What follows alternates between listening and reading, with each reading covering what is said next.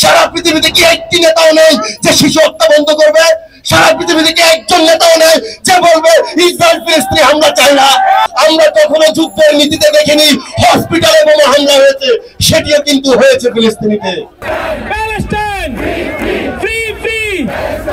Palestine will be free. From the river to the sea.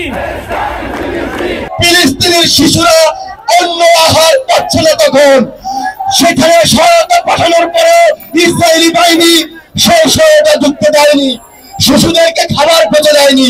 আমরা কখনো যুদ্ধের নীতিতে দেখিনি হসপিটালে বোমা হামলা হয়েছে, সেটিও কিন্তু হয়েছে ফিলিস্তিনিতে।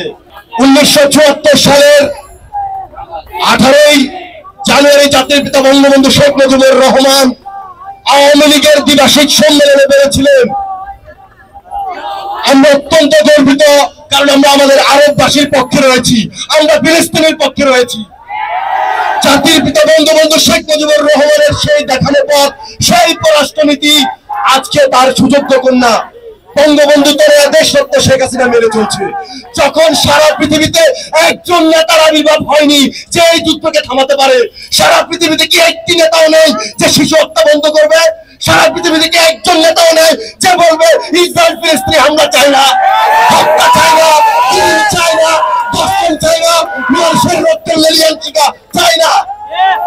তখন বাংলাদেশের মতো একজন ছোট্ট দেশের একজন প্রধানমন্ত্রী, যিনি দেশের মানুষকে ভালোবাসতে সারা পৃথিবীর মানুষকে ভালোবাসা শুরু করেছেন, শেখ হাসিনা বলছেন তখন, সংগ্রামী ভাই বন্ধুরা, আমরা জানি না আন্দোলনের মডেল কেমন হবে, আন্দোলনকে দমনের মডেল কেমন হবে, কিন্তু মার্কিন যুক্তরাষ্ট্র একটা নতুন নীতি শিখিয়েছে আমাদেরকে, কিভাবে একটি সৎ আদর্শবান আন্দোলনকে ধ্বংস করা হয়, কিভাবে যারা মেয়ের পক্ষে কথা বলে, সত্যের পক্ষে কথা বলে, তাদেরকে পুলিশি নির্যাতনের শিকার করতে হয়, কিভাবে বিশ্ববিদ্যালয়ের শিক্ষক শিক্ষার্থীদেরকে বেধড়ক পিটিয়ে তাদেরকে অ্যারেস্ট করে নেওয়া হয়। আমিও তো আপনারাও তো আমরাও তো একজন শিক্ষার্থী।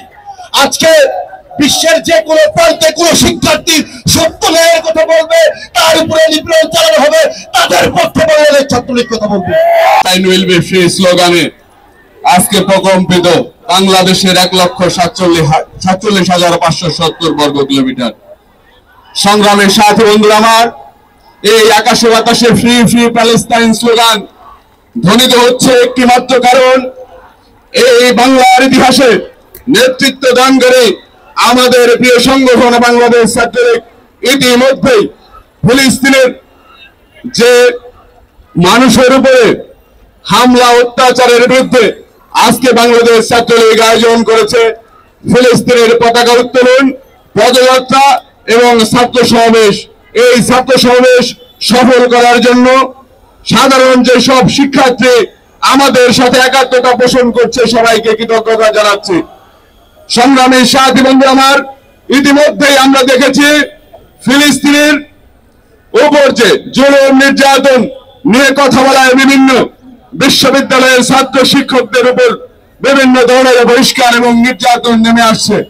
আমরা তাদের বিপক্ষে বলতে চাই, যেখানেই অন্যায় অবিচার হবে বাংলাদেশ ছাত্রলীগ হৃদয়ে বাংলাদেশকে ধারণ করে, তেমনি ভাবে এই পৃথিবীর যত দুঃখী নির্যাতিত মানুষ আছে তাদের পক্ষে কথা বলার জন্য বাংলাদেশ ছাত্রলীগ সদা সর্বদা ভূমিকা রাখবে।